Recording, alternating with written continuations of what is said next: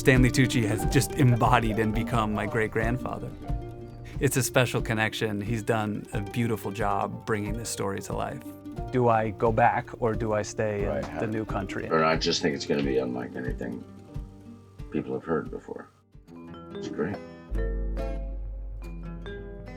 This show centers around my grandfather, my nonno Franco, who would go on to win the Nobel Prize. Who's the happiest man in the world tonight? Franco Modigliani.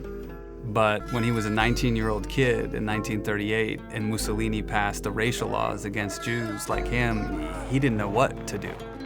He was so lucky that he had fallen in love with this girl from Bologna. And they made it onto the last boat out of mainland Europe before the war broke out. And I grew up with that fairy tale escape. But there's a darker side to the fairy tale. When my grandfather fled the country, he left behind his older brother, and he lost touch with him through the war and through the Nazi occupation of Rome, until he got this letter that said, "We survived, and here's how." And it detailed having to go underground and all these close calls and near misses. So we tell this story in audio form through the investigative reporting that we did on the ground in Italy with all kinds of interviews with my family members and even with the Prime Minister of Italy. And we cut that together with letters and diaries and first-person accounts of family members who were on the ground.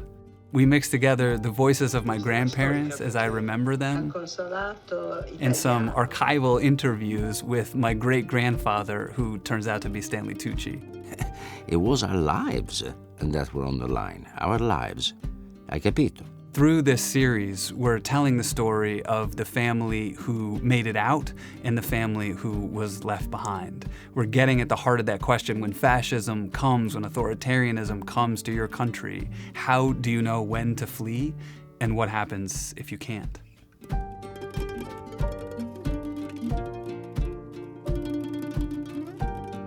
Okay, so this is box number 1.